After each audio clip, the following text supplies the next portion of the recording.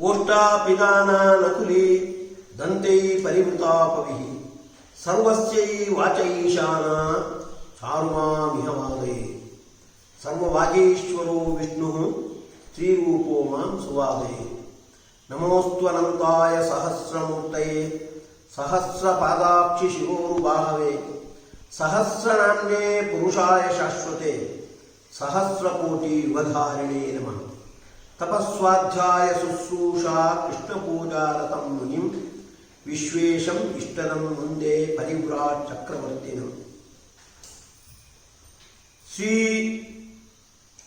ನಿಧಿರವ್ಯಯಾಯ ನಮಃ ಶ್ರೀ ಸನ್ಯಾಸಕೃತೆ ನಮಃ ಶ್ರೀ ತೀರ್ಥಕರಾಯ ನಮಃ ಶ್ರೀ ಸುಪ್ರಸಾದಾಯ ನಮಃ ಶ್ರೀ ಪ್ರಜಾಗರಾಯ ನಮಃ ಶ್ರೀ ಗುರುಭ್ಯೋ ನಮಃ ಆನಂದ ತೀರ್ಥೋಪದಿಷ್ಟೋ ನಿಧಿರ್ನಾರಾಯಣಾಕ್ವಯ ಪ್ರದರ್ಶಿತೋ ಯೇನ ಸಮ್ಯಕ್ ಜಯತೀರ್ಥಂ ಉಪಾಸ್ಮಹೇ. ವ್ಯಾಸತೀರ್ಥರು ಜಯತೀರ್ಥರ ಕೊಡುಗೆಯ ಮೂಲಕ ಅವರ ಸ್ತುತಿಯನ್ನು ನಡೆಸಿರ್ತಕ್ಕಂತಹ ಪರಿ ಭಗವಂತ ನಮ್ಮ ಪಾಲಿಗೆ ನಿಧಿ. ಆದರೆ ವೈದಿಕ ವಾಂಗ್ಮಯದಲ್ಲಿ ಅವನ ನಿಧಿ ವ್ಯಕ್ತಿತ್ವ ಅನ್ನುವುದು ಅವ್ಯಕ್ತವಾಗಿದೆ, ಅಸ್ಪಷ್ಟವಾಗಿದೆ. ಅದನ್ನು ಆನಂದ ತೀರ್ಥರು ತಮ್ಮ ಸರ್ವಮೂಲ ಗ್ರಂಥಗಳ ಮೂಲಕ ಎತ್ತಿ ತೋರಿಸಿದವರು. ಆನಂದ ತೀರ್ಥೋಪದಿಷ್ಟೋ ನಿಧಿ ನಾರಾಯಣತ್ವಯ. ನಾರಾಯಣ ನಮ್ಮ ಪಾಲಿಗೆ ನಿಧಿಯಾಗಿದ್ದಾನೆ, ಅನಂತ ಕಲ್ಯಾಣ ಗುಣ ಪರಿಪೂರ್ಣನಾಗಿದ್ದಾನೆ. ಭಕ್ತವಾತ್ಸಲ್ಯವೇ ಮುಂತಾಗಿರ್ತಕ್ಕಂಥ ಧರ್ಮಗಳಿಂದಾಗಿ ನಮ್ಮ ಅತ್ಯಂತ ಹಿತೈಷಿಯಾಗಿದ್ದಾನೆ ಅಂತ ನಮ್ಮ ಪಾಲಿಗೆ ಭಗವಂತ ಹೇಗೆ ನಿಧಿ ಅನ್ನುವುದನ್ನು, ಅದು ವೈದಿಕ ವಾಂಗ್ಮಯದಲ್ಲಿ ಇದೆ, ಅದನ್ನು ತೋರಿಸಿಕೊಟ್ಟವರು ತಮ್ಮ ಸರ್ವಮೂಲ ಗ್ರಂಥಗಳ ಮೂಲಕ, ಪಾಠ ಪ್ರವಚನದ ಮೂಲಕ ತೋರಿಸಿಕೊಟ್ಟವರು ಮಧ್ವಗುರುಗಳು. ಒಂದು ನಿಧಿ ಕೊಪ್ಪರಿಗೆ ಅದು ಮನೆಯ ಒಳಗೆ ಇದ್ದಿರಬಹುದು, ಆದರೆ ನೆಲದ ಒಳಗೆ ಆ ನಿಧಿ ಇದೆ ಅಂತ ಗೊತ್ತಾಗುವವರೆಗೆ ನಾವು ದರಿದ್ರರಾಗಿಯೇ ಇರ್ತೇವೆ. ನಿಧಿಯಲ್ಲಿ ಅನೇಕ ಸಂಪತ್ತು ಇರಬಹುದು, ಆ ಸಂಪತ್ತು ನಮ್ಮದಾಗಿ ಇರುವುದಿಲ್ಲ. ಯಾವಾಗ ಆ ನಿಧಿ ಇದೆ ಅಂತ ನಮಗೆ ಗೊತ್ತಾಗುತ್ತೆ, ಆಗ ನಾವು ಸಂಪನ್ನರು, ಶ್ರೀಮಂತರು ಅಂತ ಅನಿಸಿಕೊಳ್ತೇವೆ. ಹಾಗೆ ಮಧ್ವಗುರುಗಳಿಂದಾಗಿ ನಾರಾಯಣ ಅನ್ನುವ ನಿಧಿ ನಮ್ಮ ಪಾಲಿಗೆ ದೊರಕುವಂತಾಯಿತು. ಆದರೆ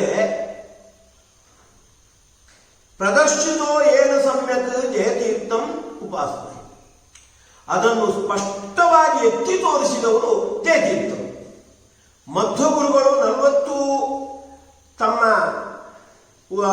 ಸರ್ವಮೂಲ ಗ್ರಂಥಗಳ ಮೂಲಕ ಪರಮಾತ್ಮನನ್ನು ನಿಧಿ ಅಂತ ತೋರಿಸಿಕೊಟ್ರೆ ಅದಕ್ಕೆ ಸ್ಪಷ್ಟತೆಯನ್ನು ಬೆಳಕನ್ನು ನೀಡಿರ್ತಕ್ಕಂಥವರು ಜಯತೀರ್ಥರು. ತಮ್ಮ 18 ಟಿಪ್ಪಣಿಗಳ ಮೂಲಕ, 3 ಸ್ವತಂತ್ರ ಗ್ರಂಥಗಳ ಮೂಲಕ ಅದನ್ನು ಚೆನ್ನಾಗಿ ಬೆಳಕಿಗೆ ತಂದುಕೊಟ್ಟವರು. ಇಂತಹ ಜಯತೀರ್ಥರನ್ನು ನಾನು ಉಪಾಸನೆ ಮಾಡ್ತೇನೆ ಅಂತ ವ್ಯಾಸತೀರ್ಥರು ಜಯತೀರ್ಥರ ಕೊಡುಗೆಯನ್ನು ನಮ್ಮ ಮುಂದೆ ಇಟ್ಟಿರುವಂತಹ, ಕೊಡುಗೆಯ ಮೂಲಕ ಅವರ ಸ್ತುತಿಯನ್ನು ನಡೆಸಿರುವಂತಹ ಈ ಜಯತೀರ್ಥರ ಈ ಬಗೆಯ ಕೊಡುಗೆ ಅಂದ್ರೆ ಮಧ್ವಗುರುಗಳು ಪರಿಚಯಿಸಿಕೊಟ್ಟಿರತಕ್ಕಂತಹ ನಾರಾಯಣ ಎನ್ನುವ ನಿಧಿಯನ್ನು ಸ್ಪಷ್ಟವಾಗಿ ಎತ್ತಿ ತೋರಿಸಿರ್ತಕ್ಕಂಥ ಅವರ ಕೊಡುಗೆ. ಅದನ್ನು ನಾವು ವಿಷ್ಣು ಸಹಸ್ರನಾಮಾರೂಢವಾಗಿ ಚಿಂತನೆ ನಡೆಸಬಹುದು. ಆಷಾಢ ಕೃಷ್ಣ ಪಂಚಮಿಯಂದು ಟೀಕಾಚಾರ್ಯರೆಂದೇ ಪ್ರಸಿದ್ಧರಾಗಿರ್ತಕ್ಕಂತಹ ಜಯತೀರ್ಥರ ಆರಾಧನೆಯನ್ನು ನಾವು ನಡೆಸ್ತೇವೆ. ಆರಾಧನೆ ನಡೆಸುವಾಗ ಅವರ ಸಾಧನೆ, ಅವರ ಕೊಡುಗೆ, ಅವರಿಗೆ ಆಗಿರ್ತಕ್ಕಂಥ ಭಗವಂತನ ಅನುಗ್ರಹ, ಇವುಗಳ ಚಿಂತನೆ ನಡೆಸಿ ಅವರ ಆರಾಧನೆ ಮಾಡಿದರೆ ಅವರ ಚಿತ್ತಕ್ಕೆ ಆ ಆರಾಧನೆ ಬರುತ್ತೆ, ಅವರು ಅದರಿಂದ ಪ್ರಸನ್ನನಾಗ್ತಾರೆ. ಹಾಗಾಗಿ ವಿಷ್ಣು ಸಹಸ್ರನಾಮಾರೂಢವಾಗಿ ಜಯತೀರ್ಥರ ಸಾಧನೆ, ಕೊಡುಗೆ ಇವುಗಳನ್ನು ನಾವು ಅನುಸಂಧಾನ ನಡೆಸೋಣ. ಒಂದು ಮಾತು ನೆನಪಿಟ್ಕೊಳ್ಬೇಕಾಗುತ್ತೆ, ವಿಷ್ಣು ಸಹಸ್ರನಾಮಕ್ಕೂ ಜಯತೀರ್ಥರಿಗೂ ಏನು ಸಂಬಂಧ? ವಿಷ್ಣು ಸಹಸ್ರನಾಮ ವಿಷ್ಣುವಿಗೆ ಸಂಬಂಧಪಟ್ಟ 1000 ನಾಮಗಳ ಒಂದು ಗುಚ್ಛ. ಅವುಗಳಲ್ಲಿ ಜಯತೀರ್ಥರ ಪ್ರಸ್ತಾವ ಹೇಗೆ ಅಂತ ಈ ಪ್ರಶ್ನೆ ಸಹಜವಾಗಿ ಬರಬಹುದಾದದ್ದು. ಆದರೆ ಈ 1000 ನಾಮಗಳೇನಿವೆ, ಈ 1000 ನಾಮಗಳು ಭಗವಂತ ಸಮಗ್ರ ವಿಶ್ವದ ಮೇಲೆ ಹೇಗೆ ಪ್ರಭಾವ ಬೀರ್ತಾ ಇದ್ದಾನೆ, ಹೇಗೆ ಪಾತ್ರ ವಹಿಸ್ತಾ ಇದ್ದಾನೆ, ಇದನ್ನು ಇಟ್ಟುಕೊಂಡು ಆ 1000 ನಾಮಗಳು ಬಂದಿರುವಂತ. ಬರೇ ಸಾಂಕೇತಿಕವಾದ ನಾಮಗಳಲ್ಲ. ಗೌಣಾನಿ ಯಾನಿ ನಾಮಾನಿ ಗೌಣಾನಿ, ಅನೇಕ ಗುಣಗಳ ಹಿನ್ನೆಲೆಯಲ್ಲಿ ಹೊರಟಿರ್ತಕ್ಕಂಥ ನಾಮಗಳು. ಆ ಗುಣಗಳಾದರೂ ಕೂಡ ಭಗವಂತ ಈ ವಿಶ್ವದ ಮೇಲೆ, ವಿಶ್ವದಲ್ಲಿ ಘಟಕವಾಗಿರತಕ್ಕಂಥ ಪ್ರತಿಯೊಂದು ಪದಾರ್ಥದ ಮೇಲೆ, ಪ್ರತಿಯೊಂದು ವ್ಯಕ್ತಿಯ ಮೇಲೆ ಹೇಗೆ ಪ್ರಭಾವ ಬೀರ್ತಾ ಇದ್ದಾನೆ, ಹೇಗೆ ಪಾತ್ರ ವಹಿಸ್ತಾ ಇದ್ದಾನೆ ಅವರ ಉದ್ಧಾರದಲ್ಲಿ ಅನ್ನುವುದನ್ನು ಸ್ಪಷ್ಟವಾಗಿ ತಿಳಿಸುವಂತ. ಹಾಗಾಗಿ ವಿಷ್ಣು ಸಹಸ್ರನಾಮಕ್ಕೆ ಸಂಬಂಧಪಟ್ಟಂತೆ ಯಾವ ವ್ಯಕ್ತಿಯ ಅಥವಾ ಯಾವ ವಸ್ತುವಿನ ಚಿಂತನೆಯನ್ನು ನಡೆಸಬಹುದಾಗುತ್ತೆ. ಅದೇ ರೀತಿ ಆ ವಿಶ್ವದಲ್ಲಿ ಘಟಕರಾಗಿರ್ತಕ್ಕಂಥವರು ಜಯತೀರ್ಥರು. ಆದುದರಿಂದ ಜಯತೀರ್ಥರ ಸಾಧನೆ ಮತ್ತು ಕೊಡುಗೆಗಳನ್ನು ವಿಷ್ಣು ಸಹಸ್ರನಾಮಾನುಗವಾಗಿ ನಾವು ಚಿಂತನೆ ಮಾಡೋಣ. ವ್ಯಾಸತೀರ್ಥರ ಮಾತನ್ನೇ ಆಧಾರವಾಗಿಟ್ಟುಕೊಂಡು ಸರ್ವಮೂಲಗಳ ಆಂತರ್ಯವನ್ನು ಸ್ಪಷ್ಟವಾಗಿ ತೋರಿಸಿಕೊಡುವ ಮೂಲಕ ನಾರಾಯಣ ಎಂಬ ನಿಧಿಯನ್ನು ಎತ್ತಿ ತೋರಿಸಿರ್ತಕ್ಕಂಥವರು ಜಯತೀರ್ಥರು. ಹಾಗಾಗಿ ಅವರ ಆ ಕೊಡುಗೆಯನ್ನು ವಿಷ್ಣು ಸಹಸ್ರನಾಮ ನಿಧಿರವ್ಯಯ ಅಂತ ವಿಷ್ಣು ಸಹಸ್ರನಾಮ 30ನೇ ನಾಮ ಅದು ಸ್ಪಷ್ಟವಾಗಿ ತಿಳಿಸ್ತಾ ಇದೆ. ನಿಧಿರವ್ಯಯ, ನಿಧಿ ನಿಧಿರ ಅಂತ, ನಿಧಿಂ ರಾತೀತಿ ನಿಧಿರಹ ಅಥವಾ ನಿಧಿಂ ರಾಂತೀತಿ ನಿಧಿರಾಹ. ಭಗವಂತ ಅನ್ನತಕ್ಕಂಥ ನಿಧಿಯನ್ನು ಕೊಡತಕ್ಕಂಥವುಗಳು ಸರ್ವಮೂಲ ಗ್ರಂಥಗಳು. ಆಚಾರ್ಯರ 40 ಗ್ರಂಥಗಳನ್ನು ಒಳಗೊಂಡಿರ್ತಕ್ಕಂತಹ ಸರ್ವಮೂಲ ಗ್ರಂಥಗಳು, ಪ್ರತಿಯೊಂದು ಗ್ರಂಥವು ನಖಸ್ತುತಿಯಿಂದ ಪ್ರಾರಂಭಿಸಿ ಅನುವ್ಯಾಖ್ಯಾನದವರೆಗೆ, ಮಹಾಭಾರತ ತಾತ್ಪರ್ಯದವರೆಗೆ ಪ್ರತಿಯೊಂದು ಕೂಡ ನಿಧಿರ, ನಿಧಿಯಾಗಿರ್ತಕ್ಕಂಥ ಭಗವಂತನನ್ನು ಕೊಡುವವುಗಳು. ನಿಧಿಂ ರಾಂತೀತಿ ನಿಧಿರಾಹ. ಅದನ್ನು ಅವ್ಯಯ, ವ್ಯಯ, ವ್ಯಯ ಅಂದರೆ ವಿಶೇಷೇಣ ಆಯಯತೆ ಇತಿ ವ್ಯಯ. ಅಯ ಭಯ ಗತೋ ಅಂತ ಧಾತು. ಅಯತೆ ಅಂದರೆ ಬರ್ತಾನೆ, ತಿಳ್ಕೊಳ್ತಾನೆ. ಏ ಗತ್ಯರ್ಥಕಾಹ ತೇ ಜ್ಞಾನಾರ್ಥಕ. ಹಾಗಾಗಿ ವಿಶೇಷೇಣ ಆಯಯತೆ, ಅಂತರ್ನೀತ ನಿಚಿ ಮಾಡಬೇಕು. ಸ್ವಾತಂತ್ರ್ಯ ಸ್ನೇಹಯೋ ಅಂತರ್ನೀತ ನಿಚಿ ಅಂತ ಇಟ್ಟುಕೊಂಡು ವಿಶೇಷವಾಗಿ ನಿಧಿರಗಳನ್ನು ಜ್ಞಾಪಿಸಿಕೊಡುವವರು. ವಿಶೇಷೇಣ ಆಯಯತೀತಿ ನಿಧಿರವ್ಯಯ ಅಂತ. ವ್ಯಯ ಅಂತ ಇರುವುದಲ್ಲಿ ವಿ ಅಯ, ಅಯ ಅಂದ್ರೆ ಆಯಯತಿ, ವಿಶೇಷೇಣ ಆಯಯತಿ. ಮಧ್ವಾಚಾರ್ಯರದ್ದು 40 ಗ್ರಂಥಗಳಾದರೆ ಅವುಗಳಲ್ಲಿ 18 ಗ್ರಂಥಗಳಿಗೆ ತಮ್ಮ ಟೀಕೆಯನ್ನು ಬರೆದು ಅವುಗಳ ಅಭಿಪ್ರಾಯವನ್ನು ಸ್ಪಷ್ಟಪಡಿಸಿ ನಿಧಿಯನ್ನು ಎತ್ತಿ ತೋರಿಸಿದವು. ಮಧ್ವಾಚಾರ್ಯರ ಗ್ರಂಥದ ಒಂದು ವೈಶಿಷ್ಟ್ಯ ಅಂದರೆ, ನಾರಾಯಣ ಪಂಡಿತರು ಸೂತ್ರ ಭಾಷ್ಯದ ಬಗ್ಗೆ ಒಂದು ಮಾತು ಹೇಳ್ತಾರೆ. ಬಾಲ ಸಂಘಮಪಿ ಬೋಧಯದೃಶಂ ದುರ್ನಿರೂಪ ವಚನಂಚ ಪಂಡಿತೈ ಅಂತ. ಮೇಲ್ನೋಟಕ್ಕೆ ಮಕ್ಕಳಿಗೂ ಒಂದು ಅರ್ಥ ಹೊಳೆಯುತ್ತೆ, ಆದರೆ ಅದನ್ನು ಚಿಂತನೆ ಮಾಡ್ತಾ ಮಾಡ್ತಾ ಒಳಗೆ ಹೊಕ್ಕಿದ ಹಾಗೆ ಅದು ಪೂರ್ಣ ಅರ್ಥವೇ ಆಗುವುದಿಲ್ಲ ಅನ್ನುವಷ್ಟು ಗಂಭೀರವಾಗಿರುತ್ತದೆ. ಈ ಆಚಾರ್ಯರ ಗ್ರಂಥಗಳ ಈ ಗಾಂಭೀರ್ಯದ ಮುಖ ಅದು ಅಸ್ಪಷ್ಟವಾಗಿದೆ. ಅದನ್ನು ತೋರಿಸಿಕೊಟ್ಟಿರ್ತಕ್ಕಂಥವರು ಟೀಕಾಚಾರ್ಯ. ಹಾಗಾಗಿ ವಿದ್ಯಾರಣ್ಯರಂತಹ ವ್ಯಕ್ತಿಗಳು ಕೂಡ ಬಾಲವಾಕ್ಯನ ಕಿಮ್ಮೆ ಸ್ಯಾತ್ ಅಂತ ಆಚಾರ್ಯರ ಅನುವ್ಯಾಖ್ಯಾನದ ಯಾವುದೋ ಮಾತಿನ ಬಗ್ಗೆ ಅವರು ಹೇಳಿದ್ರು ಅಂತ ಚರಿತ್ರೆಯಲ್ಲಿ ಬರುವುದು. ಇದು ಬಾಲವಾಕ್ಯ ಅಲ್ಲ, ಬಾಲಕರಿಗೂ ಒಂದು ಅರ್ಥವನ್ನು ತಿಳಿಸುವ ವಾಕ್ಯ ಹೌದು, ಆದರೆ ಅಷ್ಟರಲ್ಲೇ ಸೀಮಿತ ಅಲ್ಲ. ಅದರ ಅರ್ಥ ಚಿಂತನೆ ಅದು ದುರ್ನಿರೂಪ ವಚನಂಚ ಪಂಡಿತೈ. ಪಂಡಿತರೂ ಕೂಡ ತಲೆ ಕೆಡಿಸಿಕೊಳ್ಳಬೇಕಾದ ಶ್ರೇಷ್ಠವಾಗಿರ್ತಕ್ಕಂಥ ಗ್ರಂಥ ಅದು. ಹಾಗಾಗಿ ದುರ್ನಿರೂಪ ವಚನತ್ವ ಅನ್ನತಕ್ಕಂಥ ಅದರ ಮುಖವನ್ನು ಸ್ಪಷ್ಟವಾಗಿ ತೋರಿಸಿಕೊಟ್ಟಿರ್ತಕ್ಕಂಥವರು ಶ್ರೀ ಟೀಕಾಚಾರ್ಯರು. ಅವರ ಆ ಬಗೆಯ ಕೊಡುಗೆಯನ್ನು ನಿಧಿರವ್ಯಯ ಅನ್ನತಕ್ಕಂತಹ ನಾಮದಿಂದ ನಾವು ಅನುಸಂಧಾನ ಮಾಡಬೇಕಾದದ್ದು. ಅದಕ್ಕೆ ಸಂಬಂಧಪಟ್ಟಂತೆ ಮತ್ತೊಂದು ತೀರ್ಥಕರ 695ನೇ ನಾಮ. ತೀರ್ಥ ಅಂದ್ರೆ ಶಾಸ್ತ್ರ. ತೀರ್ಥಾನಿ ಕಾರಯತೀತಿ ತೀರ್ಥಕರ. ಟೀಕಾಚಾರ್ಯರಿಂದ ಬೇರೆ ಬೇರೆ ಶಾಸ್ತ್ರಗಳನ್ನು ಮಾಡಿಸಿದವ ಭಗವಂತ. ಟೀಕಾಚಾರ್ಯರು ತಮ್ಮ ಗುರುಗಳ ಹತ್ರ ಅಷ್ಟೋಭ್ಯ ತೀರ್ಥರ ಹತ್ರ ಪಾಠ ಕೇಳಿರ್ಬೋದು. ಆ ಪಾಠ ಮನದಟ್ಟಾಗುವಂತೆ, ಆ ಪಾಠದಲ್ಲಿ ಪ್ರಸ್ತುತ ಆಗದ ವಿಷಯವೂ ಕೂಡ ಹೊಳೆಯುವಂತೆ ಮಾಡಿರ್ತಕ್ಕಂಥವರು ಅವರ ಒಳಗಿರ್ತಕ್ಕಂತಹ ಮಧ್ವಾಚಾರ್ಯರು ಒಳಗಿರ್ತಕ್ಕಂಥ ವೇದವ್ಯಾಸ.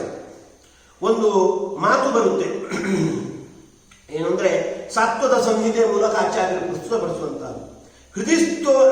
ಹೃದಿಸ್ಥೋ ಬಾದರಾಯಣ ಓಂಕಾರ ಪೂರ್ವಕ ವಿದ್ಯಾ ಪ್ರೇರೆಯತ್ ಅಖಿಲೇಶ್ವಪಿ ಸದೈವ ಅಂತ.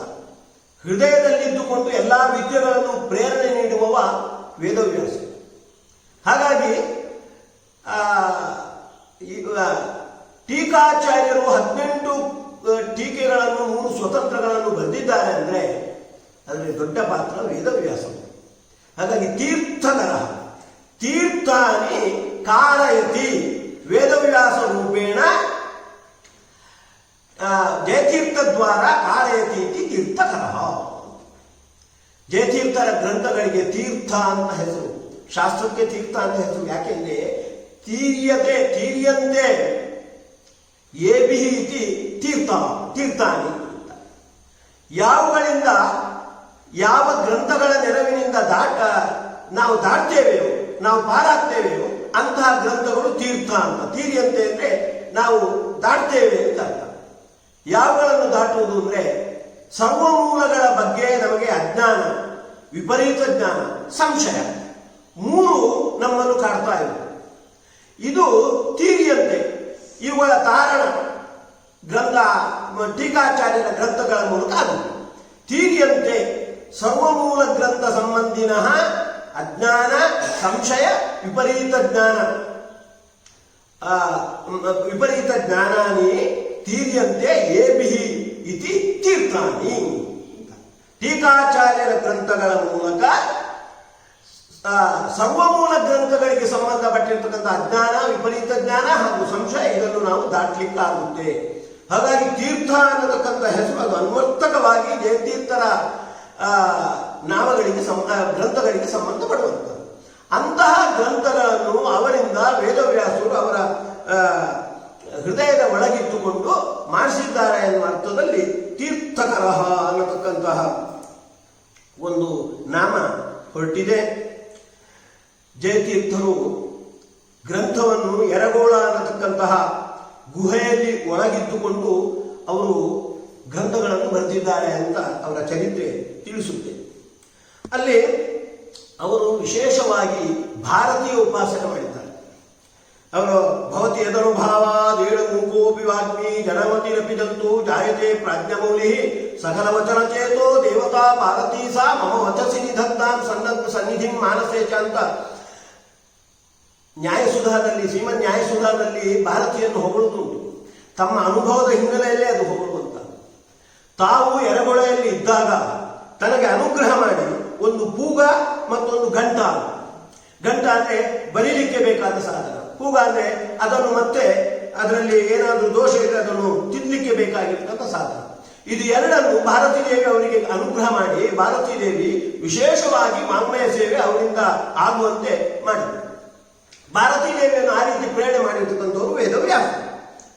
ಹೀಗೆ ಆದುದರಿಂದ ಅವರು ತೀರ್ಥಕರ ಅನ್ನತಕ್ಕಂತಹ ಭಗವಂತನ ನಾಮದಲ್ಲಿ ಪ್ರಸ್ತಾವವುಳ್ಳವರು ಆಗಿದ್ದಾರೆ. ಅವರ ಜೀವನದ ತಿರುವಿಗೆ ಸಂಬಂಧಪಟ್ಟಿರ್ತಕ್ಕಂಥ ಒಂದು ದೊಡ್ಡ ಘಟನೆಯನ್ನು ವಿಷ್ಣು ಸಹಸ್ರನಾಮ ತಿಳಿಸ್ತಾ ಇದೆ.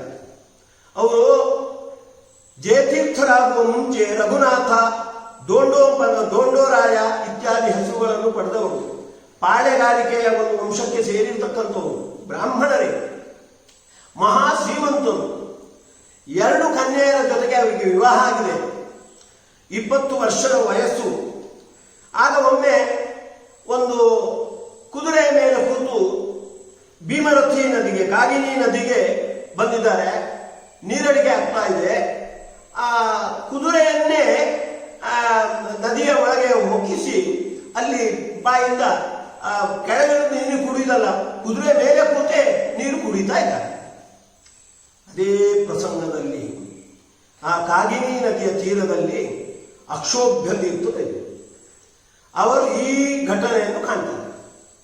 ಕಂಡು ಕೂಡಲೇ ಒಂದು ಉದ್ಗಾರವನ್ನು ಎತ್ತಾರೆ. ಕಿಂ ಪಶು ಪೂರ್ವ ದೇಹೇ, ಹಿಂದಿನ ಜನ್ಮದಲ್ಲಿ ನೀನು ಪಶುವಾಗಿದ್ದೇನೋ, ಪಶುವಿನಂತೆ ನಡ್ಕೊಳ್ತಾ ಇದ್ದಲ್ಲ, ಹಿಂದಿನ ಜನ್ಮದ ಸಂಸ್ಕಾರ ನಿನ್ನ ಮೇಲೆ ಪ್ರಭಾವ ಬೀರಿದೆ ಅಲ್ವೇನೋ ಅಂತ ಅಭಿಪ್ರಾಯ ಮೂಡುವಂತೆ ಕಿಂ ಪಶು ಪೂರ್ವ ದೇಹೇ ಅನ್ನತಕ್ಕಂಥ ಮಾತನ್ನು ಅಷ್ಟೋಭ್ಯ ತೀರ್ಥರು ಹೇಳ್ತಾರೆ. ವಾಸ್ತವವಾಗಿ ದೊಂಡೋಪಂತನಿಗೆ ಲೌಕಿಕವಾಗಿ ಸಂಸ್ಕೃತ ಬರುವುದಿಲ್ಲ. ಆದರೆ ಈ ಮಾತು ಕೇಳಿದ ಕೂಡಲೇ ಪೂರ್ತಿ ದೊಂಡೋಪಂತನ, ರಘುನಾಥನ ವ್ಯಕ್ತಿತ್ವದ ಪರಿವರ್ತನೆ ಆಯಿತು. ಕೂಡಲೇ ಅಶ್ವದಿಂದ ಕೆಳಗಿಳಿದು ಎಲ್ಲ ತ್ಯಾಗ ಮಾಡಿದ. ತನ್ನ ರಘುನಾಥ ಅನ್ನತಕ್ಕಂಥ ಹೆಸರಿಗೆ ತಕ್ಕಂಥ ವ್ಯಕ್ತಿತ್ವವನ್ನು ಪೂರ್ತಿ ಅದನ್ನು ಬದಿಗೊತ್ತಿ ಆ ಅಷ್ಟೋಭ್ಯತಿಯುಕ್ತರ ಶಿಷ್ಯತ್ವವನ್ನು ವಹಿಸಿದ್ದಾನೆ. ಈ ಹಿನ್ನೆಲೆಯಲ್ಲಿ ಸಂಧಾತ ಅನ್ನತಕ್ಕಂಥ ಒಂದು ನಾಮಚಿಂತನೆ ಮಾಡಬೇಕಾದದ್ದು. ವಿಷ್ಣು ಸಹಸ್ರನಾಮದಲ್ಲಿ ಸಂಧಾತ ಅಂತ ಬರುತ್ತೆ. 201ನೇ ನಾಮ ಸಂಯೋಜಯತಿ ಇತಿ ಸಂಧಾತ. ಅವರವರ ಋಣಾನುಬಂಧಕ್ಕೆ ಅನುಗುಣವಾಗಿ ಗಂಡ ಹೆಂಡತಿ, ತಂದೆ ಮಕ್ಕಳು, ಈ ರೀತಿ ಗುರು ಶಿಷ್ಯರ ಸಂಬಂಧವನ್ನು ಜೋಡಿಸುವವ. ಹಾಗಾಗಿ ಅಷ್ಟೋಭ್ಯ ತೀರ್ಥರಿಗೂ ಹಾಗೆ ರಘುನಾಥ ಅಥವಾ ಜಯತೀರ್ಥರಿಗೂ ಗುರು ಶಿಷ್ಯ ಭಾವದ ಸಂಬಂಧವನ್ನು ಜೋಡಿಸಿದವ ಭಗವಂತ. ಆ ಒಂದು ಪ್ರಸಂಗದಲ್ಲಿ ಯಾವಾಗ ಭೀಮರಥಿ ನದಿಗೆ ಬರ್ತಾರೆ ಆವಾಗಲೇನೆ ಅಲ್ಲಿ ಅಷ್ಟೋಭ್ಯ ತೀರ್ಥರು ಧ್ಯಾನ ಮಾಡ್ತಾ ಕೂತ್ಕೊಳ್ಳುವಂತೆ ಮಾಡಿ, ಆ ರಘುನಾಥ ಆ ರೀತಿ ನೀರು ಕುಡಿಯುವುದನ್ನು ಅವರ ಗಮನಕ್ಕೆ ಬರುವಂತೆ ಮಾಡಿ, ಅವರಿಂದ ಈ ಮಾತು ಹೊರಡುವಂತೆ ಮಾಡಿ ಅವರ ಜೀವನದ ಪರಿವರ್ತನೆಗೆ ಕಾರಣನಾಗಿರ್ತಕ್ಕಂಥ ಸಂಧಾತ ಅನ್ನತಕ್ಕಂಥ ಭಗವಂತ. ಜೊತೆಗೆ ಪ್ರಜಾಗರ ಅಂತ ಮತ್ತೊಂದು 953ನೇ ನಾಮ ಪ್ರಜಾಗರಯತೀತಿ ಪ್ರಜಾಗರ, ಎಚ್ಚರಿಸುವವ ಅಂತ. ಆ ದೊಂಡೋಪಂತನ ರಘುನಾಥ ಅವರ ರಾಯರ ಹಿಂದಿನ ಜನ್ಮದ ಸಂಸ್ಕಾರ ಅದು ಎಬ್ಬಿಸುವಂತೆ ಮಾಡಿರ್ತಕ್ಕಂಥದ್ದು ಇವರ ಅಷ್ಟೋಭ್ಯ ತೀರ್ಥರ ಕಿಂ ಪಶು ಪೂರ್ವದೇಹೇ ಅನ್ನತಕ್ಕಂತಹ ಮಾತು. ಸರ್ವಸ್ಯ ಚಾಹಂ ಹೃದಯ ಸನ್ನಿವಿಷ್ಟೋ ಮತ್ತ ಸ್ಮೃತಿ ಜ್ಞಾನ ಅಪೋಹನಂಚ ಅಂತ ಕೃಷ್ಣ ಹೇಳ್ತಾನೆ. ಎಲ್ಲರ ಹೃದಯದಲ್ಲಿದ್ದುಕೊಂಡು ನಾನು ಸ್ಮರಣೆ ಬರುವಂತೆ ಮಾಡುವ. ನಮ್ಮ ಸ್ಮರಣೆಗೂ ಭಗವಂತನೇ ಕಾರಣ. ವಿಶೇಷವಾಗಿ ರಘುನಾಥನಿಗೆ ಹಿಂದಿನ ಜನ್ಮದ ಸ್ಮರಣೆ. ಹಿಂದಿನ ಜನ್ಮದಲ್ಲಿ ಮಧ್ವಾಚಾರ್ಯರ ಕಾಲದಲ್ಲಿ ಅವ ಒಂದು ಗೂಳಿಯಾಗಿದ್ದು ಅವರ ಸರ್ವಮೂಲವನ್ನು ಹೊತ್ತುತ್ತಾ ಇದ್ದ. ಸರ್ವಮೂಲ ಎಲ್ಲಿ ಪಾಠ ಪ್ರವಚನ ಮಾಡ್ತಾರೋ ಅಲ್ಲಿ ಕೊಂಡು ಹೋಗುವುದು. ಅಲ್ಲಿ ಅವರು ಪಾಠ ಪ್ರವಚನ ಮಾಡುವಾಗ ಆ ಗೂಳಿ ರೂಪದಲ್ಲಿ ಅದನ್ನೆಲ್ಲ ಕೇಳುವುದು, ಇದನ್ನು ನಡೆಸ್ತಾರೆ. ಹಾಗಾಗಿ ಆ ಪಶು ರೂಪದ ನೆನಪು, ಆ ಸಂಸ್ಕಾರ ಅದು ಉದ್ಬುದ್ಧ ಆಗುವಂತೆ ಮಾಡಿರ್ತಕ್ಕಂಥವ ಪ್ರಜಾಗರ ನಾಮಕ ಭಗವಂತ. ಪ್ರಜಾಗರಯತಿ ಇತಿ ಪ್ರಜಾಗರ. ಹೀಗೆ ಇದಾದ ಕೂಡಲೇ, ಇಷ್ಟು ಪರಿವರ್ತನೆ ಆದ ಕೂಡಲೇ ಸನ್ಯಾಸ ಕೃತೇ ನಮಃ ಅಂತ ಮತ್ತೊಂದು, ಸನ್ಯಾಸ ಕೃತ ಅಂತ ಮತ್ತೊಂದು ನಾಮ ಇದೆ. 595ನೇ ನಾಮ. ಎಲ್ಲವನ್ನು, ನ್ಯಾಸ ಅಂದ್ರೆ ಬಿಡುವಿಕೆ ಅಂತ ಅರ್ಥ, ತ್ಯಾಗ. ಎಲ್ಲವನ್ನೂ ತ್ಯಾಗ ಮಾಡಿದ್ದಾರೆ. ಎಲ್ಲ ತ್ಯಾಗ. ತಮ್ಮ ಪಾಳೆಗಾರಿಕೆಗೆ ಸಂಬಂಧಪಟ್ಟಿರತಕ್ಕಂತಹ ಸಂಪತ್ತು, ಭೋಗ ಇತ್ಯಾದಿಗಳನ್ನೆಲ್ಲ ಸಮ್ಯಕ್ ನ್ಯಾಸಂ ಕಾರಯತಿ ಸನ್ಯಾಸ. ದೇವರು ಅವರಿಂದ ಆ ಸನ್ಯಾಸ ಮಾಡಲಿಕ್ಕೆ ಬೇಕಾದ ಸ್ಫೂರ್ತಿ ಕೊಟ್ಟು ಸನ್ಯಾಸವನ್ನು ಮಾಡಿಸಿದ್ದಾರೆ. ಅಂತರ್ನಿಹಿತ ನಿಜ ಸ್ವಾತಂತ್ರ್ಯ ಸ್ನೇಹಯೋ ಅಂತರ್ನಿಹಿತ ನಿಜ ಅನ್ನುವ ಸೂತ್ರಕ್ಕೆ ಅನುಗುಣವಾಗಿ ಅವರಿಂದ ಮೊದಲು ಸನ್ಯಾಸ ಮಾಡಿಸಿದ್ದಾರೆ. ಮತ್ತೆ ಅಕ್ಷೋಭ್ಯ ತೀರ್ಥರ ಶಿಷ್ಯತ್ವವನ್ನು ವಹಿಸಿ ಅವರು ಸನ್ಯಾಸಂ ಕಾರಯತಿ ಇತಿ ಸನ್ಯಾಸಕರು. ಸನ್ಯಾಸ ಆಶ್ರಮವನ್ನೇ ತಗೊಂಡು ಸನ್ಯಾಸಂ ಕಾರ್ಯ, ಸನ್ಯಾಸಾಶ್ರಮ ಗೃಹಸ್ಥಾಶ್ರಮ ಬೇಡ, 2 ಪತ್ನಿಯರಿದ್ರು ಅದು ಬೇಡ, ಮತ್ತೆ ಮನೆಗೆ ಅವರು ಹೋಗೇ ಇಲ್ಲ, ಸನ್ಯಾಸವನ್ನು ಅವರು ಸ್ವೀಕಾರ ಮಾಡಿದರು. ಮತ್ತೆ ಸನ್ಯಾಸ ಅಂತೆ, ಸಂ ಅಂದ್ರೆ ಭಗವಂತ ಅಂತ, ಅಕಯ ಪ್ರವಿಸಂಭೂಮ ಸಕಃ ವಿಷ್ಣುವಾಚಕ ಏಕಾಕ್ಷರಾಹ ಅಂತ ಬೃಹದಾರಣ್ಯಕ ಭಾಷ್ಯದಲ್ಲಿ ಆಚಾರ್ಯ ಉದಾಹರಣೆ ಮಾಡಿದ್ದಾರೆ. ಸಂ ಅನ್ನತಕ್ಕಂಥ ಅಕ್ಷರ ಭಗವಂತನನ್ನು ಹೇಳುತ್ತೆ, ಯಾವತ್ತೂ ಸಮೀಚನನಾಗಿಯೇ ಇರುವವ ಅಂತ, ಬಿಂದುರಪ್ಯವಧಾರಣೆ, ಹಾಗಾಗಿ ಸಂ ಅಂತ ಅವನ ಹೆಸರು. ಹಾಗಾಗಿ ಸಂನ್ಯಾಸಕ್ಕೆ ಭಗವಂತನಿಗಾಗಿ ಇಡೀ ತಮ್ಮ ಜೀವನವನ್ನೇ ಉಡುಪಾಗಿಟ್ಟರು, ಅರ್ಪಣೆ ಮಾಡಿದರು. ಸಂನ್ಯಾಸಂ ಕಾರಯತಿ ಇತಿ ಸನ್ಯಾಸಕೃತ್ ಅಂತ. ಹೀಗೆ ಅವರ ಸನ್ಯಾಸ ಅದು ಸನ್ಯಾಸ, ಸಮ್ಯಕ್ ನ್ಯಾಸ, ಚೆನ್ನಾಗಿ ವಿವೇಚನೆ ಮಾಡಿ ಅವರು ಸನ್ಯಾಸಾಶ್ರಮವನ್ನು ಅವರು ಸ್ವೀಕಾರ ಮಾಡಿರುವಂತಹ. ಸಾಮಾನ್ಯವಾಗಿ ಕೆಲವೊಮ್ಮೆ ಭಾವೋದ್ವೇಗಕ್ಕೆ ಒಳಗಾಗಿ ಯಾವುದಾದ್ರೂ ವ್ಯಕ್ತಿಗಳನ್ನು ಕಂಡು ಕೂಡಲೇ ನಾವು ಅವರು ಸನ್ಯಾಸವನ್ನು ಸ್ವೀಕಾರ ಮಾಡಿಬಿಡೋಣ, ಕಾವಿ ಬಟ್ಟೆ ಉಟ್ಟು ಬಿಡೋಣ ಅಂತ ಅನಿಸುತ್ತೆ. ಇದು ತಾತ್ಕಾಲಿಕವಾಗಿರ್ತಕ್ಕಂತಹ ಒಂದು ಮನೋಭಾವ. ಹಾಗಲ್ಲ, ಜಯತೀರ್ಥರು ಏನು ಸ್ವೀಕಾರ ಮಾಡಿದ್ದಾರೆ ಅದು ಸನ್ಯಾಸ, ಒಳ್ಳೆಯ ವಿವೇಚನೆ ಪೂರ್ವಕವಾಗಿರ್ತಕ್ಕಂತಹ ನ್ಯಾಸ. ಹೇಗೆ ಅಂದರೆ ಅವರ ಗ್ರಂಥಗಳನ್ನು ನೋಡಿದರೆ ಗೊತ್ತಾಗುತ್ತೆ ಅವರು ಶ್ರೀಮನ್ ನ್ಯಾಯಸುಧಾದಲ್ಲಿ ಸಾಧನಾಧ್ಯಾಯದಲ್ಲಿ ವಿರಕ್ತಿಪಾದ ಅಂತ ಬರುತ್ತೆ. ಅದರ ಪ್ರಾರಂಭದಲ್ಲಿ ಒಂದು ಮಂಗಲಾಚರಣೆ ನೋಡಿ ಹೇಗಿದೆ ಅಂತ. ಕುಪಿತಾಹಿ ಫಣಚ್ಛಾಯ ಸಮೀಕೃತ್ಯ ಅಪರಂ ಸುಖಂ ಸೇವಂತೆ ಯತ್ಪದಂ ಧೀರಾಹ ತಂಬಜೆ ವಲ್ಲಭಂ ಶ್ರಿಯಃ. ಜ್ಞಾನಿಗಳು ಭಗವಂತನ ಪಾದವನ್ನೇ ಗಟ್ಟಿಯಾಗಿ ಹಿಡ್ಕೊಳ್ಳಿಕ್ಕೆ ಕಾರಣ ಏನು ಅಂದರೆ, ಈ ಸಂಸಾರದ ಸುಖ ಏನೂ ಸ್ವಾರಸ್ಯ ಇಲ್ಲ ಅಂತ ಅವರು ಅನುಭವಿಸ್ತಾರೆ. ಹೇಗೆ ಸಂಸಾರದ ಸುಖವನ್ನು ಅವರು ಹೇಗೆ ಕಾಣ್ತಾರೆ ಅಂದರೆ, ಕುಪಿತಾಯಿ ಮಣಚ್ಛಾಯ ಸಮೀಕೃತ್ಯ ಅಪರಂ ಸುಖಂ. ಒಂದು ಹೆಬ್ಬಾವು ಸಿಟ್ಟಿನಿಂದ ತನ್ನ ಹೆಡೆಯನ್ನು ಎತ್ತಿದೆ, ಅದರ ಅಡಿಯಲ್ಲಿ ನೆರಳಿದೆ. ಒಬ್ಬ ಬಿಸಿಲಿನ ಬೇಗೆಗೆ ಬೆಂದವ ತನಗೆ ನೆರಳು ಬೇಕು ಅಂತ ಆ ಹೆಬ್ಬಾವಿನ ಹೆಡೆಯ ಅದಿಗೆ ಹೋದ್ರೆ ಆ ನೆರಳಿನಿಂದ ಅವನಿಗೆ ಸಿಗುತ್ತೆ. ಹೌದು, ಅದು ಎಷ್ಟು ಅಸ್ಥಿರ, ಎಷ್ಟು ದುಃಖಕ್ಕೆ ಮತ್ತೆ ಕಾರಣವಾಗುವಂಥದ್ದು. ಆ ಸಿಟ್ಟಾಗಿರ್ತಕ್ಕಂಥ ಹೆಬ್ಬಾವು ಅವನನ್ನು ಮತ್ತೆ ತಿಂದೇ ಬಿಡುತ್ತೆ. ಹಾಗಾಗಿ ಅದೇ ರೀತಿಯಾಗಿ ಈ ಅಪರ ಸುಖ, ಸಂಸಾರದಿಂದ ಬರ್ತಕ್ಕಂಥ ಸುಖ ಅನ್ನುವಂಥದ್ದು ಕುಪಿತಾಹಿ ಮಣಚ್ಛಾಯ ಸಮೀಕೃತ್ಯ, ಸಿಟ್ಟಾಗಿರ್ತಕ್ಕಂತಹ ಹಾವಿನ ಹೆಡೆಯ ಅಡಿಯಲ್ಲಿರ್ತಕ್ಕಂತಹ ನೆರಳಿನಿಂದ ಬರುವ ಸುಖದಂತೆ ತೀರಾ ಕ್ಷಣಿಕವಾಗಿರ್ತಕ್ಕಂಥದ್ದು, ಅಸ್ಥಿರವಾದದ್ದು ಅಂತ ತಿಳ್ಕೊಂಡು ನಮಗೆ ಸುಖ ಬೇಕಾಗಿದ್ರೆ ಭಗವಂತನ ಪಾದವನ್ನೇ ಹಿಡಿಬೇಕು ಹೊರತು ಈ ಸಾಂಸಾರಿಕ ಸುಖ ಉಪಯೋಗ ಇಲ್ಲ ಅಂತ ಈ ರೀತಿ ಚೆನ್ನಾಗಿ ಚಿಂತನೆ ಮಾಡಿ ಭಗವಂತನ ಪಾದಾರವಿಂದದ ಸೇವೆ ಮಾಡ್ತಕ್ಕಂಥವರು ಧೀರರು, ಜ್ಞಾನಿಗಳು ಅಂತ ಹೇಳಿ ಆ ಧೀರರ ಸಾಲಿನಲ್ಲಿ ಸೇರಿರ್ತಕ್ಕಂಥವರು ಜಯತೀರ್ಥರು. ಹಾಗೆ ಅವ್ರದ್ದು ಮತ್ತೊಂದು ತತ್ವೋದ್ಯೋತ ಗ್ರಂಥದ ಟೀಕೆಯಲ್ಲೂ ಕೂಡ ಒಂದು ಮಾತು ಬರೀತಾರೆ.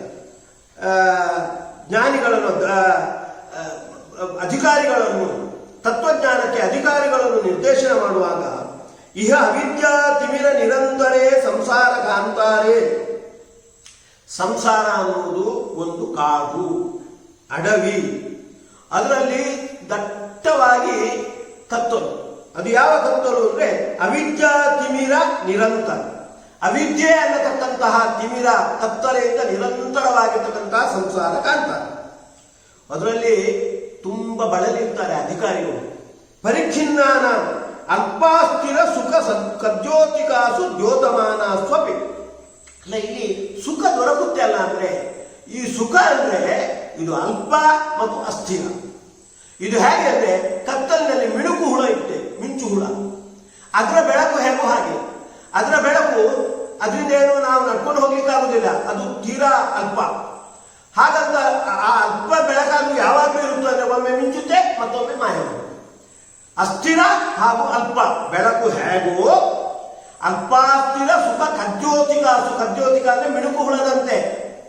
ಈ ಸಂಸಾರದಲ್ಲಿರ್ತಕ್ಕಂತಹ ಸುಖ ಅನ್ನುವುದು ಮಿಣುಕು ಹುಳದ ಬೆಳಕಿನಂತೆ ಅಲ್ಪ ಮತ್ತು ಅಸ್ಥಿರ ಅನ್ನುವುದನ್ನು ಚೆನ್ನಾಗಿ ವಿಶ್ಲೇಷಣೆ ಮಾಡಿಕೊಂಡು ತಾಸು ಅವುಗಳಲ್ಲಿ ದ್ಯೋತಮಾನ ಸ್ವಪಿತಾಸು ಮನಪ್ರಸಾದಂ ಅನಾಸಾದಯತ ಅಧಿಕಾರಿಣ ಅಂತ ಅಧಿಕಾರಿಗಳು ಅಂತಹ ಸುಖ ನಮಗೆ ಬೇಡ, ಅದು ಅಲ್ಪ, ಅದು ಅಸ್ಥಿರ ಮಿಣುಕು ಹುಳದ ಬೆಳಕಿನಂತೆ ಇರುವಂತಹದ್ದು ಅಂತ ತಿಳ್ಕೊಂಡು ಯಾರು ಭಗವಂತನ ಪಾದಾರವಿಂದವನ್ನು ಸೇವೆ ಮಾಡ್ತಾರೋ ಅವರು ಅಧಿಕಾರಿಗಳು ಅಂತ ಇಷ್ಟು ಮನಮುಟ್ಟುವಂತೆ ವೈರಾಗ್ಯದ ಬಗ್ಗೆ ಅವರು ಮಾತನ್ನು ಆಡಬೇಕು ಅಂದರೆ ಅವರು ಜೀವನದಲ್ಲಿ ಅದನ್ನು ಚೆನ್ನಾಗಿ ಅಳವಡಿಸಿಕೊಂಡಿದ್ದಾರೆ. ಹಾಗಾಗಿ ಸನ್ಯಾಸ ಕೃತ ಅನ್ನುವುದನ್ನು ನಾವು ಸನ್ಯಾಸ ಕೃತ ಒಳ್ಳೆಯ ನ್ಯಾಸ ಅವರಿಂದ ಆಗುವಂತೆ ಭಗವಂತ ಮಾಡಿದ್ದಾನೆ ಅನ್ನುವುದನ್ನು ಚಿಂತನೆ ಮಾಡಬೇಕಾದದ್ದು. ಗ್ರಂಥ ರಚನೆಗೆ ಸಂಬಂಧಪಟ್ಟಂತೆ ಅವರ ವಾಂಗ್ಮಯ ಕೊಡುಗೆಗೆ ಸಂಬಂಧಪಟ್ಟಂತೆ ಒಂದು ಮಾತು ಹೇಳುವುದಾಗಿದ್ರೆ ಅವರ 18 ಟೀಕಾಕೃತಿಯಲ್ಲಿ ಮೇರು ಕೃತಿ ಸುಧಾ. ಆ ಸುಧಾ ಅನ್ನುವುದು ಅವರು ಹೇಳ್ತಾರೆ, ಇಂತಹ ಸುಧಾ ಕೃತಿ ನನ್ನಿಂದ ಬರಲಿಕ್ಕೆ ಏನು ಕಾರಣ ಅಂತ ಒಂದು ಮಾತು ಹೇಳ್ತಾರೆ ನ್ಯಾಯಸುಧಾದ ಪ್ರಾರಂಭದಲ್ಲಿ. ನ ಶಬ್ದಾಬ್ದೋ ಗಾಢಾಹ ನಚ ನಿಗಮ ಚರ್ಚಾಸು ಚತುರಾಹ. ಇಂತಹ ಗ್ರಂಥ ಬರಿಬೇಕಾಗಿದ್ರೆ ಸಾಕಷ್ಟು ವ್ಯಾಕರಣದ ಪ್ರೌಢಿಮೆ ಇರಬೇಕು, ನಿಗಮ ಆಗಮದ ಚರ್ಚೆಗೆ ಬೇಕಾಗಿರ್ತಕ್ಕಂತಹ ಚಾತುರ್ಯ ಇರಬೇಕು. ಅದೆಲ್ಲ ಉಂಟಲ್ಲ ನನ್ನಲ್ಲಿ. ನಚ ನ್ಯಾಯೇ ಪ್ರೌಢಾಹ, ನ್ಯಾಯದಲ್ಲಿ ಪ್ರೌಢಿಮೆಯೂ ಕೂಡ ಇದೆ. ನಚ ವಿವಿಧ ವೇದ್ಯ ಅಪಿವಯಂ, ಏನೇನು ಗ್ರಂಥ ಬರೀಲಿಕ್ಕೆ ಏನು ಸಾಮಾನ್ಯ ನಿಯಮಗಳನ್ನೆಲ್ಲ ತಿಳ್ಕೊಳ್ಬೇಕು, ಭಾಷೆಗೆ ಸಂಬಂಧಪಟ್ಟದ್ದು ಹಾಗೆ ಪ್ರಮೇಯಗಳಿಗೆ ಸಂಬಂಧಪಟ್ಟು ಅದನ್ನೆಲ್ಲ ತಿಳ್ಕೊಂಡಿದ್ದೇವೆ ತಾನೇ ಅಂತ ಕಾಕುಸ್ವರದಿಂದ. ಅವೆಲ್ಲ ಪಾಂಡಿತ್ಯ ಇದೆ. ಆದರೆ ಇಂತಹ ಗ್ರಂಥ ರಚನೆಗೆ ಆ ಪಾಂಡಿತ್ಯಗಳು ಮಾತ್ರ ಉಪಯೋಗಕ್ಕೆ ಬರುವುದಿಲ್ಲ. ಉತ್ತರಾರ್ಧದಲ್ಲಿ ಅವರು ಹೇಳ್ತಾರೆ, ಪರಂ ಶ್ರೀಮತ್ ಪೂರ್ಣ ಪ್ರಮತಿ ಗುರುಕಾರುಣ್ಯ ಸರಣಿಂ ಪ್ರಪನ್ನಾಹ ಮಾನ್ಯಾತ್ಮ. ನಾವು ಗ್ರಂಥ ಬರೆದ್ರೂ ಕೂಡ ಅದು ಜಗತ್ತಿನ ಮನ್ನಣೆಗೆ ಪಾತ್ರ ಆಗಬೇಕಾಗಿದ್ರೆ, ಅದನ್ನು ಸಾಧಕರು ತಮ್ಮ ಜೀವನದಲ್ಲಿ ಅಳವಡಿಸಿಕೊಳ್ಬೇಕಾಗಿದ್ರೆ ಮಧ್ವಗುರುಗಳ ಅನುಗ್ರಹ ಬೇಕು. ಶ್ರೀಮತ್ ಪೂರ್ಣ ಪ್ರಮತಿ ಗುರುಕಾರುಣ್ಯ ಸರಣಿಂ ಪ್ರಪನ್ನ, ಅವರ ಅನುಗ್ರಹಕ್ಕೆ ನಾವು ಪಾತ್ರರಾಗಿದ್ದೇವೆ. ಅವರ ದಯೆ ಅನ್ನತಕ್ಕಂಥ ದಾರಿಗೆ ಸರಣಿಯಲ್ಲಿ ಹೋಗುವವರು ನಾವು. ಆದುದರಿಂದ ನನಗೆ ಮಾನ್ಯತೆ ಬಂದಿದೆ. ಕಿಮಪಿಚ ವದಂತಹ, ಮತ್ತೆ ಮತ್ತೆ ಕಿಂಚ ಅಪಿಚ ಕಿಂಚ ಅಪಿಚ ಅಂತ ನಮಗೆ ಭಗವಂತ ಏನು ತೋರಿಸ್ತಾನೋ ಅದನ್ನೆಲ್ಲ ಹೇಳ್ತಾ ಇದ್ರು ಕೂಡ ಎಲ್ಲರೂ ಅದಕ್ಕೆ ಮನ್ನಣೆ ಕೊಡುವಂತಾಗಿದೆ. ಯಾಕೆ ಅಂದರೆ ಮಧ್ವಗುರುಗಳ ಅನುಗ್ರಹದಿಂದ. ಶ್ರೀಮತ್ ಪೂರ್ಣ ಪ್ರಮತಿ ಗುರುಕಾರುಣ್ಯ ಸರಣಿ ಪ್ರಪನ್ನ. ಹಾಗಾಗಿ ಅವರಿಂದ ಇಂತಹ ಒಂದು ದೊಡ್ಡ ಗ್ರಂಥ ಹೊರಬರಲಿಕ್ಕೆ ಮಧ್ವಗುರುಗಳ ವಿಶೇಷ ಅನುಗ್ರಹ ಕಾರಣ. ಅದನ್ನು ಸುಪ್ರಸಾದ ಅನ್ನತಕ್ಕಂಥ ನಾಮದಿಂದ ಅದನ್ನು ಚಿಂತನೆ ಮಾಡಲಿಕ್ಕೆ ಬರುವುದು. ಶೋಭನ ಪ್ರಸಾದ ಗುರುಪ್ರಸಾದ ಯಸ್ಮಾ. ಶ್ವೇತಾಶ್ವತರ ಉಪನಿಷತ್ತು ಹೇಳುತ್ತೆ, ಯಶ್ಚ ದೇವೇ ಪರಾಭಕ್ತಿ ಯಥಾ ದೇವೇ ತಥಾ ಗುರೋ ತಸ್ಯೈತೆ ಕಥಿತಾಖ್ಯರ್ಥಾ ಪ್ರಕಾಶಂತೆ ಮಹಾತ್ಮನಃ. ಭಗವಂತನಲ್ಲಿ ಹೇಗೋ ಹಾಗೆ ಗುರುಗಳಲ್ಲೂ ಕೂಡ ಅವರ ಯೋಗ್ಯತೆಗೆ ತಕ್ಕಂತೆ ನಾವು ಭಕ್ತಿಯನ್ನು ಅಳವಡಿಸಿಕೊಂಡಾಗ ನಮಗೆ ಗುರುಗಳು ಹೇಳಿರ್ತಕ್ಕಂಥ ಪ್ರಮೇಯಗಳ ಸ್ಫೂರ್ತಿ ಅಷ್ಟು ಮಾತ್ರ ಅಲ್ಲ, ಅದಕ್ಕೆ ಸಂಬಂಧಪಟ್ಟಂತೆ ಅಕಥಿತಾ ಅಪಿ ಪ್ರಕಾಶ, ಅಲ್ಲಿ ಅವರು ಬಾಯಿ ಬಿಟ್ಟು ಹೇಳದೇ ಇರ್ತಕ್ಕಂಥ ಪ್ರಮೇಯಗಳ ಸ್ಫೂರ್ತಿಯು ಕೂಡ ಬರುತ್ತದೆ. ಹಾಗಾಗಿ ಟೀಕಾಚಾರ್ಯರ ಪಾಲಿಗೆ ಗುರುಗಳ ಪ್ರಸಾದ, ಗುರುಪ್ರಸಾದೋ ಬಲವಾನ್ ತಸ್ಮಾತ್ ಬಲವಂತರ ಅಂತ ಆಚಾರ್ಯರು ಪ್ರಮಾಣವನ್ನು ಉಲ್ಲೇಖ ಮಾಡಿ ಹೇಳ್ತಾರೆ. ಆ ಗುರುಪ್ರಸಾದದ ಬಲ ಅವರಿಗೆ ವಿಶೇಷವಾಗಿದೆ. ಅದನ್ನು ನಾವು ಸುಪ್ರಸಾದ ಅನ್ನತಕ್ಕಂಥ ನಾಮದಿಂದ ಅದನ್ನು ಅನುಸಂಧಾನಕ್ಕೆ ತಂದುಕೊಳ್ಬೇಕು. ಭಗವಂತ ಗುರುಗಳು ಅನುಗ್ರಹ ಮಾಡಬೇಕಾಗಿದ್ದು ಕೂಡ ಭಗವಂತನ ಅನುಗ್ರಹ ಬೇಕು. ಹಾಗಾಗಿ ಮಧ್ವಗುರುಗಳಲ್ಲಿರ್ತಕ್ಕಂಥ ವೇದವ್ಯಾಸರು ಮಧ್ವಗುರುಗಳನ್ನು ಪ್ರೇರಣೆ ಮಾಡಿ ಟೀಕಾಚಾರ್ಯರ ಪಾಲಿಗೆ ವಿಶೇಷ ಪ್ರಸಾದ ಅನುಗ್ರಹ ಆಗುವಂತೆ ಮಾಡಿದ್ದಾರೆ. ಶೋಭನ ಪ್ರಸಾದ ಮಧ್ವಗುರು ಪ್ರಸಾದ ಅನುಗ್ರಹ ಯಸ್ಮಾ, ಯಾವ ವೇದವ್ಯಾಸರೂಪಿ ಪರಮಾತ್ಮನಿಂದ ಉಂಟಾಗಿದೆಯೋ ಅಂತವನು ಸುಪ್ರಸಾದ ನಾಮ ತಿಳಿಸ್ತಾ ಇದೆ. ಇಂತಹ ಗ್ರಂಥ ನ್ಯಾಯಸುಧಾ ರೂಪವಾಗಿರ್ತಕ್ಕಂಥ ಗ್ರಂಥವನ್ನು ನಮಗೆ ಕೊಟ್ಟಿರ್ತಕ್ಕಂಥವರು ಟೀಕಾಚಾರ್ಯ. ಒಂದು ವಿಷಯ ಗಮನಿಸಬೇಕಾದದ್ದು, ಸಾಮಾನ್ಯನಾಗಿ ನಾವು ಸುಧಾ ಅಂತ ಕರಿತೇವೆ. ಸುಧಾ ಅಂದರೆ ಹೆಸರಲ್ಲ. ನ್ಯಾಯ ಸುಧಾ ಅಂತ ಕರಿತೇವೆ, ಅದು ಅದರ ಹೆಸರಲ್ಲ. ಶ್ರೀಮನ್ಯಾಯ ಸುಧಾ ಅಂತ ಅದರ ಹೆಸರು. ಗಮನಿಸಬೇಕಾದದ್ದು. ಶ್ರೀಮತ್ ನ್ಯಾಯ ಅಂದರೆ ನೀತಿಗಳು. ಆ ನ್ಯಾಯಗಳು ಯುಕ್ತಿ ಅಂತ ಅರ್ಥ. ಯುಕ್ತಿನ ಆಚಾರ್ಯರ ಸಿದ್ಧಾಂತ ಪ್ರಕಾರ ಯುಕ್ತಿಗಳು ಪ್ರಮಾಣ ಅಂತ ಆಗಬೇಕಾದ್ರೆ ಅದು ಅನುಮಾನ ಆಗಬೇಕು. ಪ್ರತ್ಯಕ್ಷ ಮತ್ತು ಆಗಮದ ಆಧಾರದಲ್ಲಿದ್ದಾಗ ಅದು ಅನುಮಾನ ಆಗುತ್ತೆ, ಅನುಶ್ರುತ್ಯಮಾನ ಆಗುತ್ತೆ. ಈ ಬ್ರಹ್ಮಸೂತ್ರ 564 ಸೂತ್ರಗಳೇನಿವೆ ಅದು ಎಲ್ಲ ಯುಕ್ತಿ ರೂಪದಲ್ಲಿ ಇರುವಂತಹದ್ದು.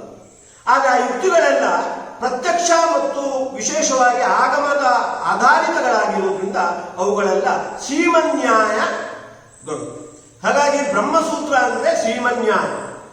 ಶ್ರೀಮಂತಃ ನ್ಯಾಯ ಯಸ್ಮಿನ್ ತತ್ ಶ್ರೀಮನ್ಯಾಯಂ ಬ್ರಹ್ಮಸೂತ್ರ. 564 ಸೂತ್ರಗಳನ್ನು ಒಳಗೊಂಡಿರ್ತಕ್ಕಂಥ ಬ್ರಹ್ಮಸೂತ್ರ ವಾಂಗ್ಮಯಕ್ಕೆ ಶ್ರೀಮನ್ಯಾಯ ಅಂತ ಹೆಸರು. ಯಾಕೆಂದ್ರೆ ಶ್ರೀಮಂತಿಗೆ, ಯಾವ ಶ್ರೀಮಂತಿಗೆ ಆ ನ್ಯಾಯ, ಅದರಲ್ಲಿರ್ತಕ್ಕಂಥ ನ್ಯಾಯಗಳು 564 ಸೂತ್ರ ರೂಪವಾಗಿ ಅದು ನ್ಯಾಯ ರೂಪದಲ್ಲೇ ಇರುವಂತಹದ್ದು.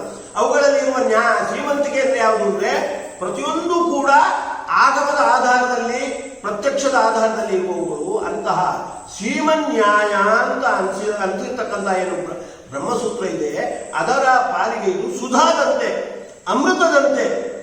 ಅದನ್ನು ಅನಾಯಾಸವಾಗಿ ಅದರ ತತ್ವಗಳನ್ನು ನಾವು ಅನುಭವಿಸಬಹುದು. ಆ ರೀತಿಯಾಗಿ ಇರ್ತಕ್ಕಂಥ ಗ್ರಂಥ ಅನ್ನುವ ದೃಷ್ಟಿಯಿಂದ ಜಯತೀರ್ಥರು ಬಹಳ ಯೋಚನೆ ಮಾಡಿ ಭಗವಂತನ ಅನುಗ್ರಹದಿಂದ ಅದಕ್ಕೆ ಶ್ರೀಮನ್ಯಾಯ ಸುಧಾ ಅಂತ ಇಟ್ಟಿರುವಂತ. ಹಾಗಾಗಿ ನಾವು ವಿಕೃತವಾಗಿ ಸುಧಾ, ನ್ಯಾಯ ಸುಧಾ ಅಂತ ಕರೆಯದೆ ಅದನ್ನು ಶ್ರೀಮನ್ಯಾಯ ಸುಧಾ ಅಂತ ಕರಿಬೇಕಾದದ್ದು. 26,600 ಗ್ರಂಥಗಳನ್ನು ಒಳಗೊಂಡಿರ್ತಕ್ಕಂಥ ಬೃಹತ್ ಗ್ರಂಥ ಅದು. ಸಾಮಾನ್ಯ ವೈದಿಕ ವಾಂಗ್ಮಯದಲ್ಲೇ ವಿರಳ, ಅಂದು ವೈಷ್ಣವ ವಾಂಗ್ಮಯದಲ್ಲಿ ಬಹಳ ವಿರಳವಾಗಿರ್ತಕ್ಕಂಥದ್ದು. 32 ಅಕ್ಷರಗಳನ್ನು ಒಳಗೊಂಡಿರ್ತಕ್ಕಂಥದ್ದು ಒಂದು ಗ್ರಂಥ ಅಂತ ಇಟ್ಕೊಂಡ್ರೆ, ಅಂತಹ 26,600 ಗ್ರಂಥಗಳನ್ನು ಒಳಗೊಂಡಿರ್ತಕ್ಕಂಥ ಬೃಹತ್ ಗ್ರಂಥ ಅದು. ಅಂತಹ ಗ್ರಂಥವನ್ನು ಅವರು ಕೊಟ್ಟಿರುವಂತಹದ್ದು ಮಧ್ವಗುರುಗಳ ವಿಶೇಷ ಅನುಗ್ರಹಕ್ಕೆ ಪಾತ್ರರಾಗಿ ಅವರೇ ತಿಳಿಸುವಂತೆ. ಹಾಗಾಗಿ ಸುಪ್ರಸಾದ ಎಂಬ ನಾಮದ ಆಧಾರದಲ್ಲಿ ಅವರಿಗೆ ಮಾಡಿರ್ತಕ್ಕಂಥ ಮಧ್ವಾಚಾರ್ಯ ಮಾಡಿರ್ತಕ್ಕಂಥ ಅನುಗ್ರಹ, ಅದಕ್ಕೆ ಮೂಲಭೂತವಾಗಿ ವೇದವ್ಯಾಸರು ಮಾಡಿರ್ತಕ್ಕಂಥ ಅನುಗ್ರಹವನ್ನು ನಾವು ಹೀಗೆ ಚಿಂತನೆ ಮಾಡಬೇಕಾದದ್ದು. ಇದು ಟೀಕಾಚಾರ್ಯರನ್ನು ಈ ರೀತಿ ನಾವು ಚಿಂತನೆ ಮಾಡುವಂಥದ್ದು. ಇದು ಆಚಾರ್ಯರು ಹಾಕಿಕೊಟ್ಟಿರ್ತಕ್ಕಂಥ ಸೂತ್ರಕ್ಕೆ ಅನುಗುಣವಾಗಿ ವೈಷ್ಣವಾನಂತು ಚರಿತಂ ವಿಷ್ಣುದ್ರೇಕಾಯ ಕಥ್ಯತೆ ಅಂತ ಹೇಳ್ತಾರೆ. ವೈಷ್ಣವರ ಚರಿತ್ರೆ ಚಿಂತನೆ ಮಾಡುವಾಗ ಭಗವಂತನಲ್ಲಿ ನಮಗೆ ಭಕ್ತಿ ಬರುವಂತೆ ವೈಷ್ಣವರ ಚರಿತ್ರೆಯನ್ನು ಚಿಂತನೆ ಮಾಡಬೇಕು. ಹಾಗಾಗಿ ಟೀಕಾಚಾರ್ಯರ ಆರಾಧನೆಯ ದಿವಸ ಜಯತೀರ್ಥರ ಮಹಿಮೆಗಳನ್ನು ನಾವು ಚಿಂತನೆ ಮಾಡುವಾಗ ಜಯತೀರ್ಥರಿಗೆ ಅನುಗ್ರಹ ಮಾಡಿರ್ತಕ್ಕಂಥ ವೇದವ್ಯಾಸರ ಬಗ್ಗೆ, ಭಗವಂತನ ಬಗ್ಗೆ ಭಕ್ತಿ ಬರುವಂತೆ ವಿಷ್ಣು ಸಹಸ್ರನಾಮಾರೂಢವಾಗಿ ಸನ್ಯಾಸ ಕೃತೇ ನಮಃ, ತೀರ್ಥಕರಾಯ ನಮಃ, ಈ ರೀತಿ ಸುಪ್ರಸಾದಾಯ ನಮಃ, ಪ್ರಜಾಗರಾಯ ನಮಃ, ಈ ರೀತಿಯಾಗಿ ಭಗವಂತನ ಒಂದು ಅನುಗ್ರಹದ ಕವಚಕ್ಕೆ ಒಳಗಾಗಿ ಇಂತಹ ಮಹಿಮೆ ಅವರಲ್ಲಿ ಒಡಗೂಡಿದೆ ಎನ್ನುವ ಚಿಂತನೆ ನಮಗೆ ಸ್ಪಷ್ಟವಾಗುವಂತೆ ವಿಷ್ಣು ಸಹಸ್ರನಾಮಾರೂಢವಾಗಿ ಅವರ ಮಹಿಮೆಗಳನ್ನು ನಾವು ಚಿಂತನೆ ಮಾಡಿದರೆ ಅದರಿಂದ ವೇದವ್ಯಾಸರು ಪ್ರಸನ್ನರಾಗ್ತಾರೆ, ಮಧ್ವಗುರುಗಳು ಪ್ರಸನ್ನರಾಗ್ತಾರೆ, ಅವರ ಅನುಗ್ರಹಕ್ಕೆ ಪಾತ್ರರಾಗಿರ್ತಕ್ಕಂಥ ಜಯತೀರ್ಥರು ಕೂಡ ಪ್ರಸನ್ನರಾಗ್ತಾರೆ. ಆ ರೀತಿಯಿಂದ ಹಾಗಾಗಿ ನಾವು ಜಯತೀರ್ಥರ ಆರಾಧನೆಯನ್ನು, ಜಯತೀರ್ಥರನ್ನು ಈ ವಿಷ್ಣುನ ಸಹಸ್ರನಾಮಾರೂಢವಾಗಿ ಅವರ ಸಾಧನೆಗಳನ್ನು, ಕೊಡುಗೆಯನ್ನು, ಅವರ ಮೇಲೆ ಮಾಡಿರ್ತಕ್ಕಂಥ ಭಗವಂತನ ಅನುಗ್ರಹವನ್ನು ಚಿಂತನೆ ಮಾಡಿ ನಾವು ಕೃತಾರ್ಥರಾಗೋಣ. ಯಸ್ ಸರ್ವಗುಣ ಸಂಪೂರ್ಣ ಸರ್ವದೋಷ ವಿವರ್ಜಿತ ಪ್ರಿಯತಾಂ ಪ್ರೀತೇವಾನ್ ವಿಷ್ಣುರ್ಮೇ ಪರಮಸ್ವೃತ್ ನಾಹಂ ಕರ್ತಾ ಹರಿಕರ್ತಾ ತತ್ಪೂಜಾ ಕರ್ಮ ಚಾಖಿಲಂ ತಥಾಪಿ ಮತ್ಕೃತಾ ಪೂಜಾ ತತ್ಪ್ರಸಾದೇನ ನಾನ್ಯಥಾ ತದ್ಭಕ್ತಿ ತತ್ಫಲಂ ಮತ್ಯಂ ತತ್ಪ್ರಸಾದ ಪುನಃ ಪುನಃ ಕರ್ಮನ್ಯಾಸೋ ಹರಾವೇವಂ ವಿಷ್ಣೋಸ್ತೃಪ್ತಿಕರ ಸದಾ. ಶ್ರೀಕೃಷ್ಣಾರ್ಪಣಮಸ್ತು, ಶ್ರೀಕೃಷ್ಣಾರ್ಪಣಮಸ್ತು, ಶ್ರೀಕೃಷ್ಣಾರ್ಪಣಮಸ್ತು. ಲೋಕಾ ಸಮಸ್ತಾಃ ಸುಖಿನೋ ಭವಂತು.